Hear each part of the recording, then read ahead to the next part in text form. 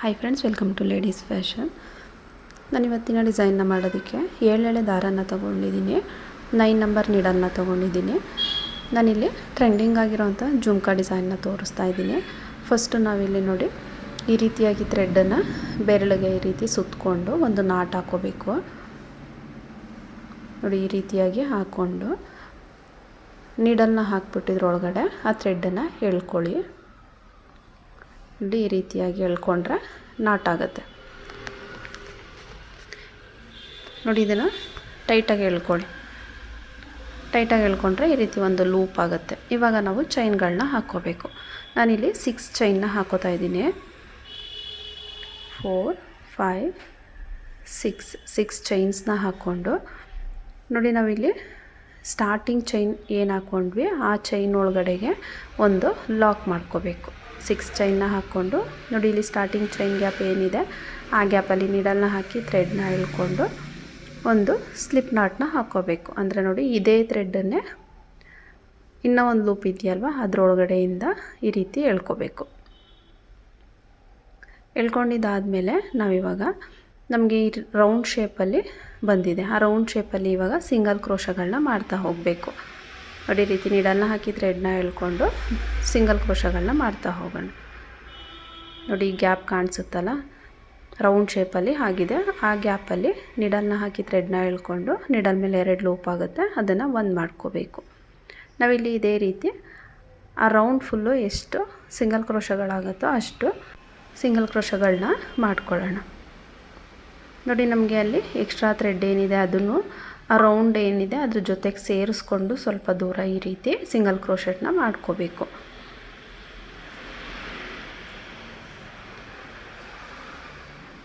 Extra thread ಏನಿದೆ ಅದನ್ನು ಕೂಡ ಅದರ ಜೊತೆ ಸೇರಿಸ್ಕೊಂಡು ಈ ರೀತಿ ಹಾಕ್ಕೊಂಡು ಸ್ವಲ್ಪ ದೂರ ಹಾಕ್ಕೊಂಡು ಇದನ್ನು ಥ್ರೆಡ್ನ ಕಟ್ ಮಾಡ್ಕೊಳ್ಳೋಣ. ಸ್ವಲ್ಪ ದೂರ ಜೊತೆಗೆ ಸೇರಿಸ್ಕೊಂಡು ಹಾಕ್ಕೋಬೇಕು. ಆಮೇಲೆ ಈ ಥ್ರೆಡನ್ನು ಕಟ್ ಮಾಡಿಕೊಂಡ್ರೆ ಅದು ಬಿಚ್ಕೊಳ್ಳೋದಿಲ್ಲ, ನೀಟಾಗಿ ಕೂತ್ಕೊಳ್ಳುತ್ತೆ. ನೋಡಿ, ಈ ರೀತಿ ಕಟ್ ಮಾಡಿಕೊಂಡು ಇವಾಗ ಮತ್ತೆ ಅದೇ ರೀತಿ ಕಂಟಿನ್ಯೂ ಮಾಡ್ಕೊಳ್ಳೋಣ. ನೀಡಲ್ನ ಹಾಕಿ ಥ್ರೆಡ್ನ ಎಳ್ಕೊಂಡು ನೀಡಲ್ ಮೇಲೆ 2 ಲೂಪ್ ಆಗುತ್ತೆ, ಅದನ್ನು ಒಂದು ಮಾಡ್ಕೋಬೇಕು.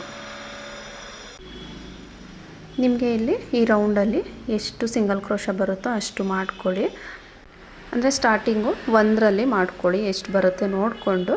ಆಮೇಲೆ ಎಲ್ಲ ಜುಮ್ಕಾಗಳಿಗೂ ಅದೇ ರೀತಿ ಕೌಂಟಿಂಗ್ಸ್ನ ಇಟ್ಕೊಂಡು ಮಾಡ್ಕೋಬೇಕು.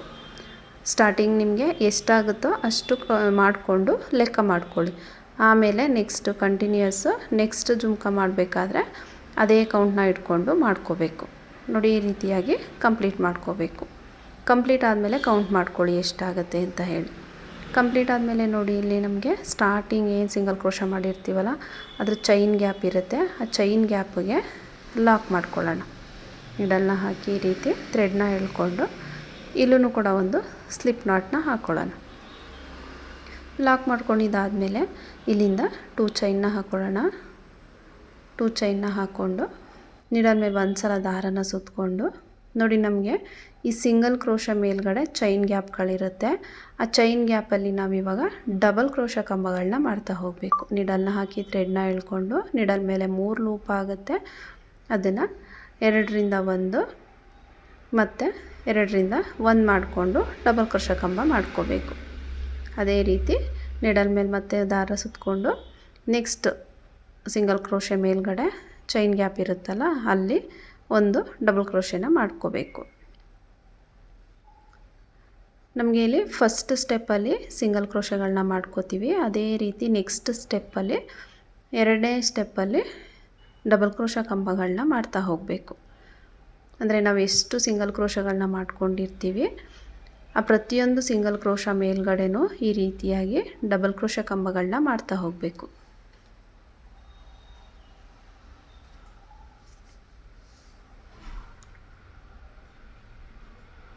ನಮಗೆ ಆ ಚೈನ್ ಗ್ಯಾಪ್ ಕಾಣಿಸುತ್ತೆ ಫಸ್ಟ್ ಸ್ಟೆಪ್ಪಲ್ಲಿ ಮಾಡಿರೋ ಅಂಥದ್ದು.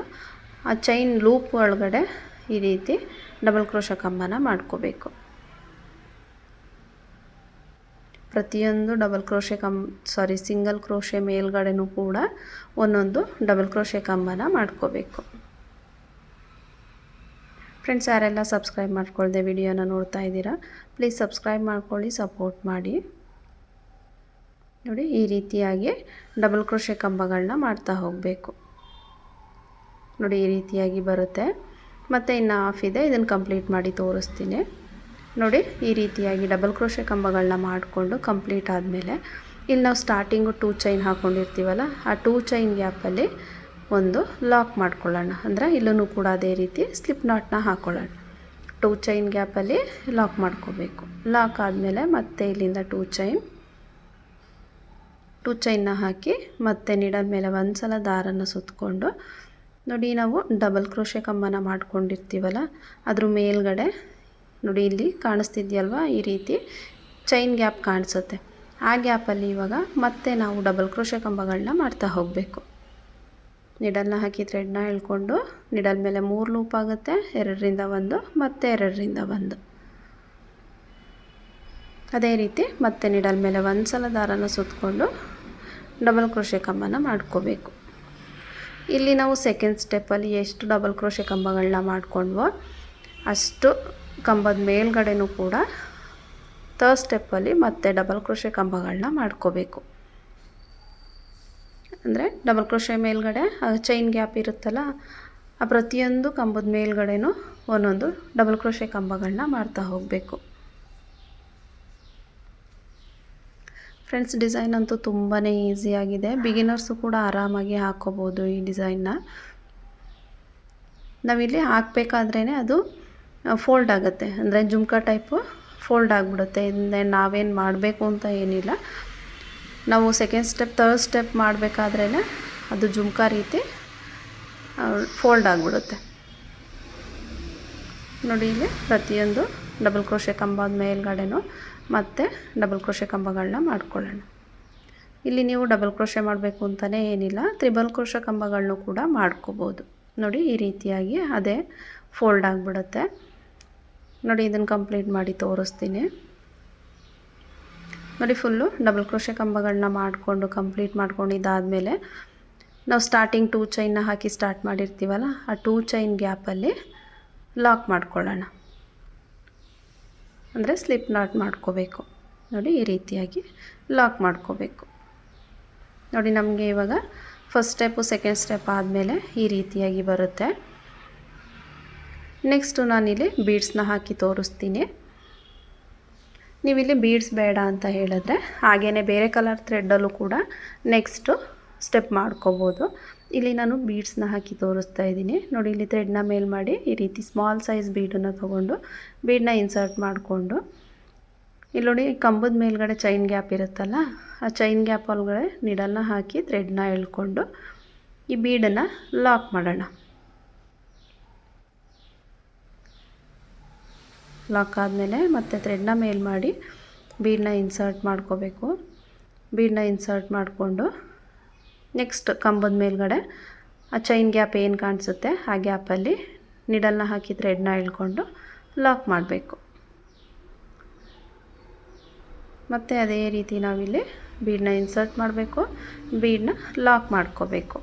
ಫುಲ್ಲು ನಮಗೆ ಇದು ರೌಂಡ್ ಶೇಪ್ ಕಂಪ್ಲೀಟ್ ಆಗೋ ತನಕ ಇದೇ ರೀತಿ ಬೀಡ್ಸ್ಗಳನ್ನ ಹಾಕ್ಕೊಂಡು ಕಂಪ್ಲೀಟ್ ಮಾಡ್ಕೊಳ್ಳೋಣ. ನೋಡಿ ಥ್ರೆಡ್ನ ಮೇಲ್ ಮಾಡಿ ಬೀಡನ್ನ ಇನ್ಸರ್ಟ್ ಮಾಡಿಕೊಂಡು ಇಲ್ಲಿಗೆ ಬೀಡನ್ನ ತುಂಬ ಸ್ಮಾಲ್ ಸೈಜ್ ಬೀಡನ್ನು ತೊಗೊಳ್ಳಿ. ಬೀಡನ್ನ ಇನ್ಸರ್ಟ್ ಮಾಡಿಕೊಂಡು ನೋಡಿ ನೆಕ್ಸ್ಟು ಚೈನ್ ಗ್ಯಾಪಲ್ಲಿ ಲಾಕ್ ಮಾಡಬೇಕು.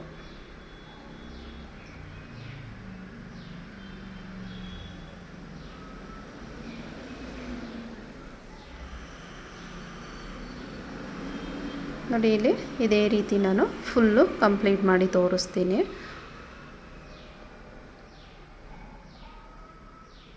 ನೋಡಿ ಇಲ್ಲಿ ಹಾಫ್ ಏನಿದೆ ಇದನ್ನು ಕೂಡ ಕಂಪ್ಲೀಟ್ ಮಾಡಿ ತೋರಿಸ್ತೀನಿ. ನೋಡಿ ನಾನು ಫುಲ್ಲು ಬೀಡ್ಸ್ನ ಹಾಕಿ ಕಂಪ್ಲೀಟ್ ಮಾಡಿದ್ದೀನಿ. ಕಂಪ್ಲೀಟ್ ಆದಮೇಲೆ ಇಲ್ಲಿ ಲಾಸ್ಟ್ ಒನ್ ಏನಿರುತ್ತೆ ಅಲ್ಲಿ ಒಂದು ಲಾಕ್ ಮಾಡ್ಕೋಬೇಕು.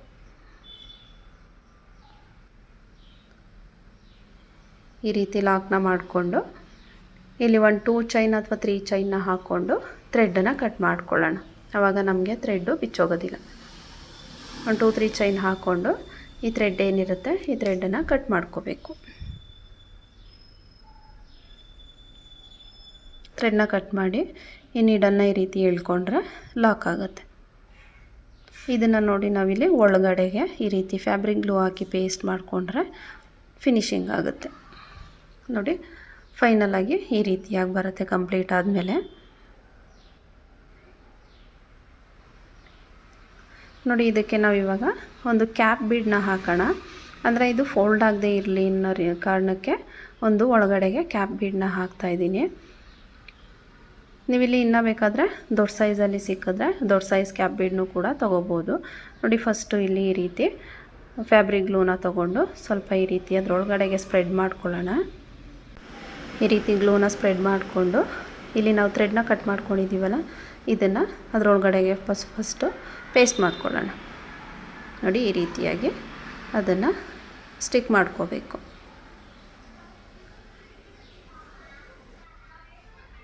ಸ್ಟಿಕ್ ಆದಮೇಲೆ ಆ ಬೀಡ್ ಏನಿದೆ ಆ ಬೀಡನ್ನ ಇದರೊಳಗಡೆಗೆ ಇನ್ಸರ್ಟ್ ಮಾಡ್ಕೋಬೇಕು. ನೋಡಿ ಇದನ್ನು ಈ ರೀತಿಯಾಗಿ ಹಾಕ್ಕೋಬೇಕು. ಹಾಕ್ಕೊಂಡು ನೀಡಲಿಂದ ಸ್ವಲ್ಪ ಪ್ರೆಸ್ ಮಾಡ್ಕೊಳ್ಳಿ. ಈ ರೀತಿ ಪ್ರೆಸ್ ಮಾಡಿಕೊಂಡ್ರೆ ಅದು ನೀಟಾಗಿ ಕೂತ್ಕೊಳ್ಳುತ್ತೆ. ಪ್ರೆಸ್ ಮಾಡಿಕೊಂಡು ನೋಡಿ ಈ ಹೋಲ್ ಏನಿದೆ ಈ ಹೋಲ್ನ ನೀಟಾಗಿ ನಾವು ಆ ಜುಮ್ಕಾ ಹೋಲ್ ಏನಿದೆ ಅದಕ್ಕೆ ನೀಟಾಗಿ ಕೂರಿಸ್ಕೋಬೇಕು. ನೋಡಿ ಈ ರೀತಿಯಾಗಿ ನೀಡಲ್ನ ಹಾಕ್ಬಿಟ್ಟು ಸ್ವಲ್ಪ ನೀಟಾಗಿ ಪ್ರೆಸ್ ಮಾಡ್ಕೊಳ್ಳಿ. ಆವಾಗ ನೀಟಾಗಿ ಕೂತ್ಕೊಳ್ಳುತ್ತೆ. ಅದು ಗಮ್ ಹಾಕಿರೋದ್ರಿಂದ ಅಂಟ್ಕೊಳ್ಳುತ್ತೆ ಅದು. ನೋಡಿ ಈ ರೀತಿಯಾಗಿ ರೆಡಿ ಮಾಡ್ಕೋಬೇಕು. ನೋಡಿ ಈ ರೀತಿಯಾಗಿ ಜುಮ್ಕಾ ರೆಡಿ ಆಗುತ್ತೆ. ಇದನ್ನು ಸ್ಯಾರಿಗೆ ಯಾವ ರೀತಿ ಹಾಕೋದು ಅಂತ ಹೇಳಿ ತೋರಿಸ್ತೀನಿ ನಾನು.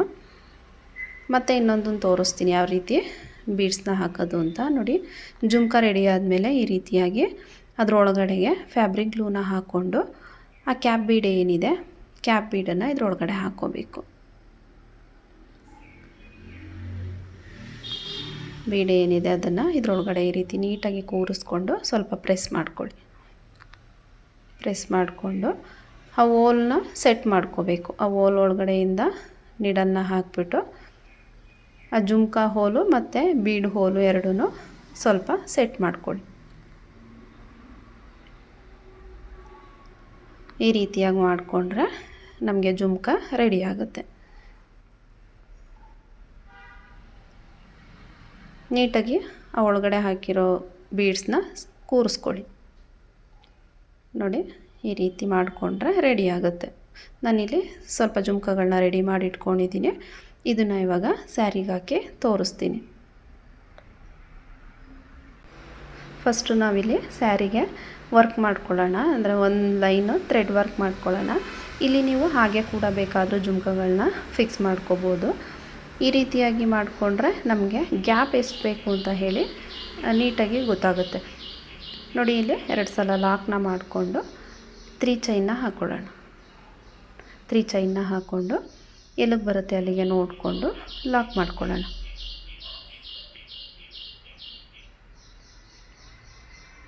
ಮತ್ತು 3 ಚೈನ್ನ ಹಾಕ್ಕೊಂಡು ಎಲ್ಲಿಗೆ ಬರುತ್ತೆ ಅಲ್ಲಿಗೆ ನೋಡಿಕೊಂಡು ಲಾಕ್ ಮಾಡ್ಕೋಬೇಕು.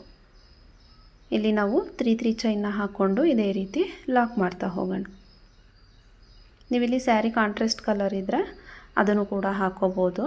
ನಾನಿಲ್ಲಿ ಸೇಮ್ ಕಲರ್ ಥ್ರೆಡಲ್ಲೇ ಹಾಕೋತಾ ಇದ್ದೀನಿ. ನಾವು ಫುಲ್ಲು ಸ್ಯಾರಿ ಇದೇ ರೀತಿ 3 ಚೈನ್ನ ಹಾಕಿ ಲಾಕ್ ಮಾಡ್ತಾ ಹೋಗಬೇಕು.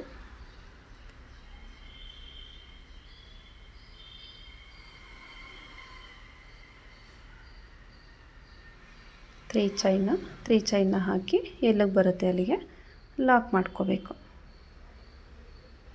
ನೋಡಿ ಈ ರೀತಿಯಾಗಿ ಹಾಕ್ಕೊಂಡು ಫುಲ್ಲು ಸ್ಯಾರಿ ಕಂಪ್ಲೀಟ್ ಮಾಡ್ಕೋಬೇಕು. ನೋಡಿ ನಾನಿಲ್ಲಿ ಈ ರೀತಿ ಹಾಕ್ಕೊಂಡಿದ್ದೀನಿ. ನೋಡಿ 3 ಚೈನ್ನ ಹಾಕ್ಕೊಂಡು ಕಂಪ್ಲೀಟ್ ಮಾಡ್ಕೊಂಡಿದ್ದಾದಮೇಲೆ ಈ ರೀತಿ ಒಂದು ನೀಡಲ್ಗೆ ಹರಳೆ ದಾರನ ತಗೊಂಡು ನಾಟ್ ಹಾಕ್ಕೊಂಡು ಇಟ್ಕೋಬೇಕು. ನಾವು ಸ್ಯಾರಿ ಯಾವ ಕಲರ್ ಇರುತ್ತೆ ಆ ಕಲರ್ ಥ್ರೆಡನ್ನೇ ತೊಗೋಬೇಕು.